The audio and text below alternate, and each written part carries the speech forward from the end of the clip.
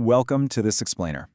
Look, if you've ever felt like pushing through practice procrastination requires ironclad willpower and some ruthlessly strict daily schedule, you are in exactly the right place.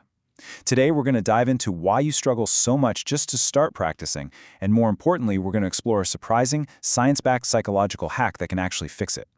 Turns out, bypassing your brain's resistance doesn't take more discipline. It might just require a little bit of company. Let's get right into it. Okay, picture this, and honestly, tell me if this hits a little too close to home. You wake up on a Saturday morning with the absolute best intentions. You tell yourself, I'm going to get all my practicing done before lunch. Then, the rest of the day is totally free. Great plan, right? But then you sit down at your instrument and suddenly you notice a speck of dust. You decide your space needs to be perfectly organized first. Then you wander into the kitchen, and before you know it, you're staring blankly into an open refrigerator, convincing yourself that you literally need to clean the fridge out right now. You'll just practice right after lunch. And that brilliantly illustrates what happens next. It's like a tragicomedy. Let's trace this whole avoidance cycle. It starts in the morning with those great intentions, but by noon, you're organizing a remarkably clean desk. Then the afternoon hits. You just had lunch, and you suddenly realize you need a nap to be, fully effective for your practice session. Strategic rest. But before you realize it, it's 9 p.m. You haven't played a single note, and instead of feeling rested, you're left feeling completely frustrated and emotionally drained from an entire day of actively avoiding your work. For most of us, the absolutely hardest part of practicing isn't the complex rhythms. It's just getting started. Let me stop and ask you this directly. Does your sock drawer desperately need color coordinating right this exact second? It's ridiculous, right? But no way, it actually happens. When we're faced with starting a tedious or demanding task, our brains will invent any excuse, no matter how totally absurd, just to avoid that initial friction. When you spend your entire day trapped in this cycle, it's so easy to internalize it. You start to think, man, this is just a me problem. You convince yourself you lack discipline, or you don't have the willpower of a real musician. Actually, scratch that. You need to recognize the willpower myth for exactly what it is. You do not lack discipline. You are absolutely not alone in this. Look at a recent poll of musicians. They were asked a really simple question. Do you struggle to start practicing? The overwhelming responses? Yes, often. And yes, sometimes. Do you know what the rarest answer was? Almost nobody said it was rarely an issue. We all struggle with this massive wall of inertia. Relying on sheer willpower to climb over that wall is just a losing battle. Willpower depletes. We need a much better strategy. Which brings us to the solution, and it's a real game changer. It's a strategy that's gained huge traction recently in the neurodivergent creator and learning communities. It's called body doubling. At its core, body doubling just means doing your work in the presence of someone else in order to get things done. I know, it sounds almost too simple, right? But the psychological impact is huge. To wrap our heads around why this works, think about these two scenarios. Imagine trying to fight writer's block in the dead silence of your own home. Every tick of the clock is deafening.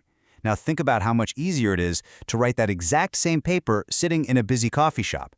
Neurotypical folks already intuitively use this environmental shift all the time without even realizing it. You study better at the library. You work out harder at the gym than in your living room. The mere presence of others just shifts your mindset. Okay, let's look at the numbers because they are wild. In a 2024 study on this exact phenomenon, an overwhelming 85% of participants noted that body doubling helped them get things done to some degree. 85%. That is a massive majority, finding real, actionable relief from procrastination. So what does that actually look like?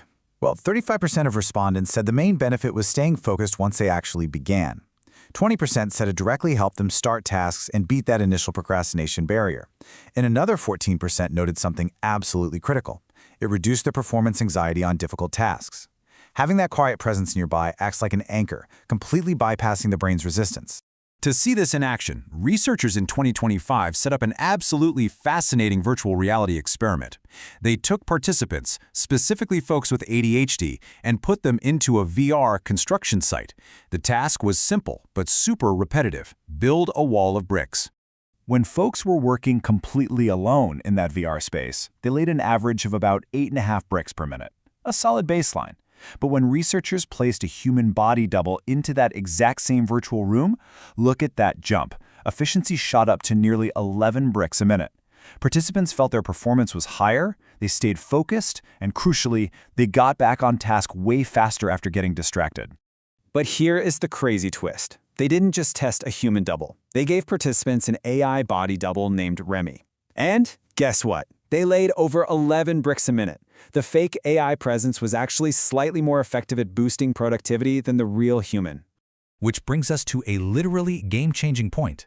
The presence of your body double doesn't even have to be real. This is the ultimate secret to why this strategy is so accessible. You don't have to collaborate, you don't have to talk to them, you don't even have to interact in any capacity. Your brain simply responds to the environmental cue of another entity engaging in focused work. So, we know willpower is basically a myth. We know the avoidance cycle is a massive trap. And now we know why a shared presence forces our brains into gear. Time to shift from theory to practice. Let's look at your body doubling action plan so you can use this hack today. Here are 3 concrete ways to implement this right now. Number 1, the physical route. Find your double. Just have a friend or roommate sit quietly reading a book while you practice. Number 2, the digital buddy. Jump on a FaceTime or Zoom call with a friend. Briefly share your goals and put each other on mute while you work. Number 3, the solo simulation. If nobody's around, tune into a virtual co-working platform or just pull up a YouTube video. Search for things like 3 hours in Glasgow with rain or 2.5 hours in Yokohama with piano. It works just like Remy the AI. It's time to ditch the whole willpower struggle. Stop relying on it to get started. Deliberately use your environment to pull you into the work. You've got the tools, and the science totally backs it up. So, what's it going to be? A real friend, a Zoom room, or an AI body double for your next practice session? Pick one, try it today, and watch that wall of procrastination crumble. Thanks so much for joining me for this explainer, and hey, enjoy your newly focused practice time.